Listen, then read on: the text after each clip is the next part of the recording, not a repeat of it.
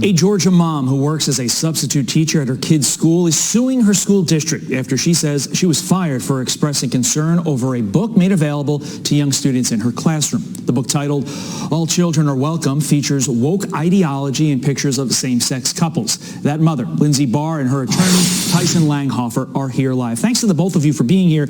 Lindsay, you said that this book violated your religious beliefs. What happened when you raised the issue to the school? It did. I went to the principal, expressed my concern, told her why I had the concern about the book, and within hours I was unable to access my teacher account and pick up substitute job. So that's how they retaliated against you. You say they've also retaliated against your children. How so? Well, I feel my concern is that they will retaliate. They haven't done anything yet, but in time, I think that it'll come. My children will be passed up on opportunities. This is a county where you have to apply for your children to do most anything, even field trips.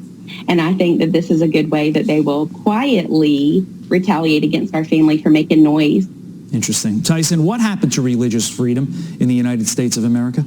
Well, it's a good question. I mean, thankfully, the First Amendment is still really strong, and Georgia actually passed the Parents' Bill of Rights, which actually protects parents' rights to review curriculum and to object to anything that shows concern. But, you know, public schools have no business retaliating against parents for simply expressing concern about their children, and the First Amendment prohibits that, and so does Georgia law. Tyson, here's a key line from your letter to the school. It says as followed: the firing is intended to send a message to Mrs. Barr and others in the community that if they criticize the school's approach to sensitive political topics or express viewpoints contrary to the school's preferred viewpoints, they will face the consequences. Tyson, isn't this part of the left's crusade to literally silence voices that they don't agree with?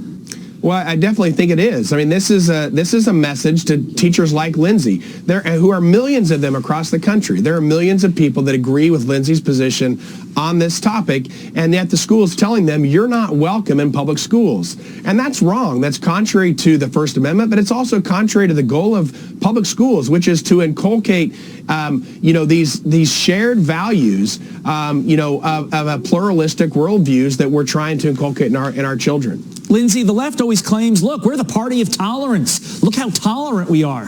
Is the left being tolerant to you here, Lindsay? I would say no. Teachers should never be fired for expressing genuine concern about what is happening in their children's schools, especially when your children are 6 years old. This is not tolerant, and it is not fair. If you remember, last year, Virginia governor, at the time candidate Glenn Youngkin, won his election because he raised issues like this, and the people of Virginia sided with him. Here's what he says about education this year driving parents to the polls once again. Listen.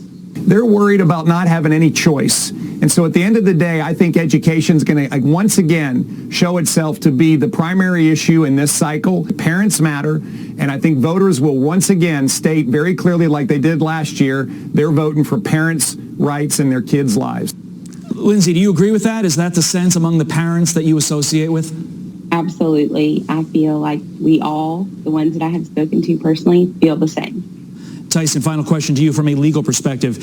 How have the recent wins on topics like this bolstered your case here? Well, I think they definitely send a message to parents and teachers that, hey, if you're being retaliated against, you have the right to stand up, and your voice matters, and the First Amendment is still strong. And so if that happens to you, you should take a stand. I always say, if you do all the unseemly tasks required of raising a child, you know the ones I'm talking about, especially when they're an infant, you have the choice over how that child is raised. And for the state to come in and say that you don't is ridiculous. And it's important that folks like you, Lindsay and Tyson, are fighting back. Thank you very much for joining us.